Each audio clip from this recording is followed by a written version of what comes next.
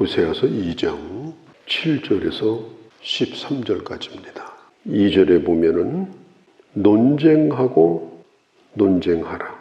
지금 한 남자가 여러 자식들과 또 다른 사람들이 있는 가운데 크게 소리를 지릅니다. 사람들이요, 한번 들어보십시오.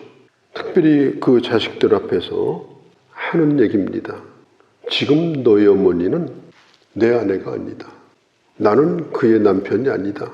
그 여인이 얼마나 부도덕한 사람인지 너희들은 잘 알지 못할 것이다.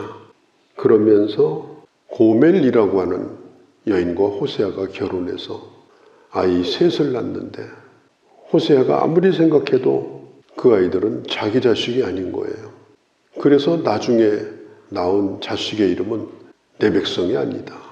이 아이는 내 아이가 아니다. 그렇게 이름을 지을 정도였습니다. 지금 이 호세아는 하나님의 심정을 가지고 하나님의 말씀을 대언을 하고 있는 거예요. 한 번 내 하소연을 들어보라. 자, 하나님께서 그동안에 하나님의 백성들의 남편이 되셔서 모든 것을 공급해 주셨습니다. 바로에게서도 풀려나게 만들고 홍해도 지나가게 만들고 아무것도 없는 광야에서도 먹을 것 마실 것을 주셨습니다. 그때는 오로지 하나님만 불렀습니다. 다른 방법이 없었어요. 하나님 외에는 살아갈 길이 없으니까 오로지 하나님만 바라보면서 하나님만 부르면서 그렇게 곱게 하나님을 따라왔어요. 그렇게 하다가 그들이 요단강을 건너가지고 드디어 자기 땅을 가지게 됩니다. 자기가 땀 흘려서 곡식을 거두게 됩니다. 그동안에 하나님을 의지하던 그들이 이제는 오래도록 그 땅에서 농사를 짓던 사람들을 의지하기 시작합니다. 요즘도 마찬가지 아닙니까? 농사도 지어보지 않던 사람이 낯선 곳에다가 땅을 좀 사가지고 귀농을 한다고 자리를 잡습니다.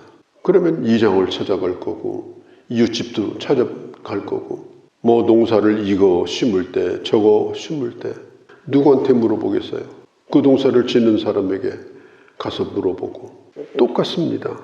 지금 이스라엘 백성들이 가나안 땅에 들어가서 농사를 그 지역 사람들과 도움을 주고받으면서 농사를 지었어요. 그래서 가을에 농사가 잘 됐습니다. 자, 그러면 이게 내가 노력한 결과일까? 아니면 하나님이 주신 걸까? 내가 분명히 땀 흘려서 얻은 겁니다. 그 다음에 주변에서 내가 많은 도움을 받았습니다. 하늘에서 만나가 떨어진 게 아닙니다. 옆집 사람들이 도와주었습니다. 누가 더 고마울까요?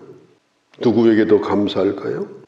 가장 절박하고 힘들 때는 다른 방법이 없을 때는 그들이 하나님을 분명히 의지했습니다. 그런데 이제는 자기 것이 생겨요.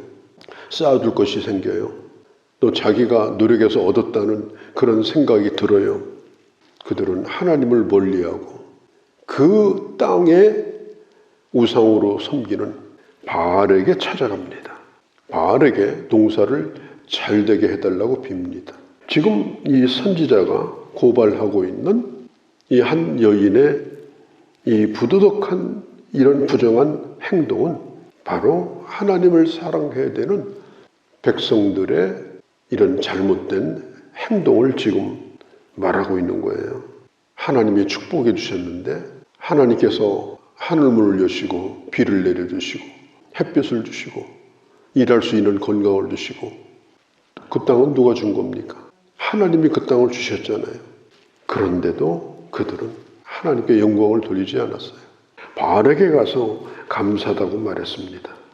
우리 한번 논쟁해보자. 옛날 성경에는요, 쟁론해보자 이렇게 말해요. 이 논쟁한다는 말이 히브리어로 리브라는 말인데 이게 법정에서 쓰는 용어입니다. 법정에서 검사가 쓰는 용어예요. 피고인을 세워놓고 그가 얼마나 나쁜 짓을 했는지 조목조목 밝히는 용어가 바로 이 논쟁한다는 그런 뜻입니다. 재판장에게 하소연을 하는 겁니다. 재판장님, 판단을 해주시기 바랍니다. 이 사람이 이런 죄를 지었습니다. 현명하신 재판장이 현명한 판결을 내려주시기를 바랍니다. 논쟁하라. 하나님께서 얼마나 답답하면 오늘 이런 하소연을 지금 하겠습니까? 그것도 자기 자식들을 앞에다가 놓고 자기 아내이며 그 아이들의 어머니인 그 여자에 대하여 이렇게 말을 하고 있는 거예요. 우리가 하나님 앞에 나올 때 내가 이런 사람이라고 자기를 드러내는 것이 중요합니다. 문제를 드러내놓기 전까지는 그 문제가 풀리질 않아요. 결국 사탄의 손에 이끌려서 점점 어둠 가운데 빠져가는 것입니다. 결국은 숨지 아니하고 부끄럽다 하더라도 하나님 앞에 나가서 그 문제를 드러내놓을 때 하나님께서 그 문제를 해결할 수 있도록 도와주시는 것입니다. 자, 우리가 주님의 말씀을 비추어 볼 때 우리에게는 어떤 문제가 있는가? 내가 세상에서 성공하겠다고 내 양심을 팔지는 않았는가? 하나님의 말씀 앞에서 내 스스로가 논쟁을 해볼 필요가 있어요. 하나님의 말씀은 분명히 교훈과 책망과 바르게 함이에요.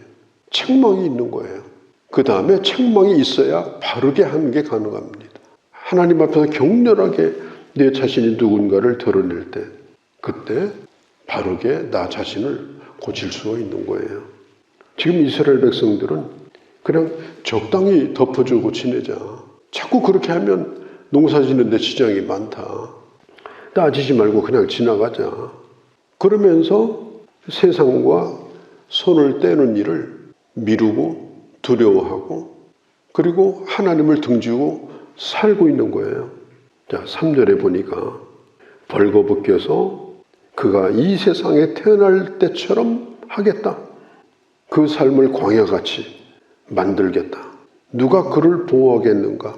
누가 그를 지켜주겠는가? 저 허벌판에 내던지면 네가 의지하던 그들이 너를 지켜주겠는가? 4절에 그 여자가 낳은 자식까지도 그를 불쌍히 여기지 않을 것이다.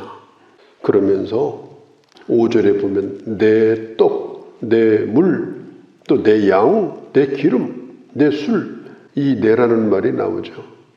이것은 다 하나님의 것이었어요. 하나님이 주신 축복이었어요. 하나님께서 베풀어 주신 은혜입니다. 그런데 그것을 갖다가 다른 자에게 갖다 준 겁니다. 하나님이 주신 축복을 다 악한 자들에게 인정받기 위해서 나눠줘 버린 것입니다. 우리 주님이 뭐라고 그래요? 9절에 보면은 결국은 빼앗길 것이다. 10절에 보면 결국은 걸치고 다니던 거 수치스럽게 될 것이다. 11절에 그 즐거워하는 모든 것, 그 잔치, 그 안식일, 그 절기, 그 모임, 그것이 다 폐지될 것이다. 그리고 네가 사랑하는 자가 너의 몸값으로 주었던 그 포도나무, 무화과를 다 없애버릴 것이다. 그것은 황폐하게 되어서 수풀이 우거지게 될 것이다. 12절에 13절에 악한 자가 준 것으로 단정하고 하나님을 잊어버리고 바알에게 분향한 날 수만큼 내가 너에게 징계를 내릴 것이다. 우리는 하나님께서 주신 것으로 만족해야 합니다. 하나님이 주신 것으로 내 스스로를 좋게 여겨야 됩니다. 하나님이 주신 것이 내 소유의 전부가 되어야 합니다. 그냥 이만하면 족하다. 내가 더 바랄 것은 없다. 아, 이거 가지고는 안 되는데. 그래서 다른 것과 손을 잡아서 하나님이 주신 것으로 만족하지 못하고 결국은 울타리를 넘어서 우상이 가져다 주는 것으로 자기를 채우는 생활을 하게 되면 벌써 그것은 영적인 선을 넘어간 것이다. 유대인들은요, 유목민들입니다. 그들은 유목민의 생활을 합니다. 아브람도 그랬고 야곱도 그랬고 이삭도 그랬습니다.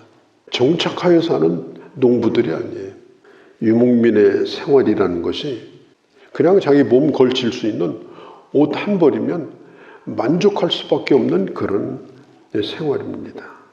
그런 생활을 하고 있는 유목민들이 이제 자리를 잡고, 그것도 누군가가 가져다 준 금은보화로 부정한 일을 한 몸값으로 자기 배를 채우고 자기 삶을 더 풍성하게 만들겠다고 꿈을 꾸었던 이 유대인들, 이 하나님의 사람들, 그들이 이게 문제가 생긴 거예요.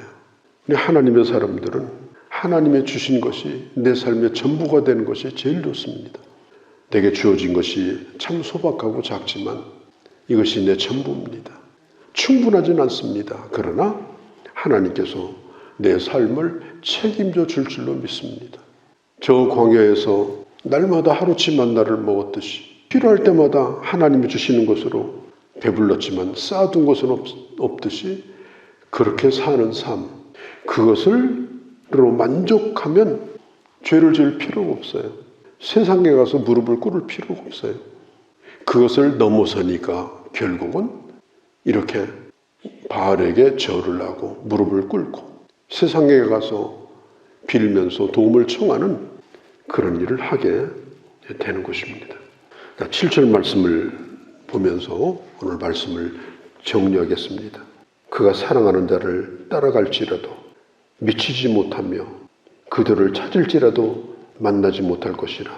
그제야 그가 이르기를 내가 본 남편에게로 돌아가리니 그때의 내 형편이 지금보다 나았음이라 하리라.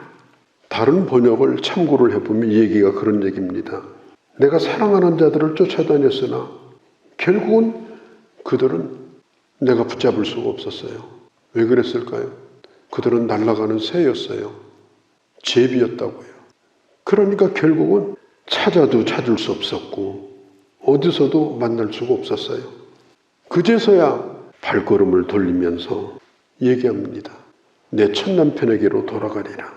그때가 지금보다 훨씬 더 좋았다. 그때 형편이 지금보다 나았다.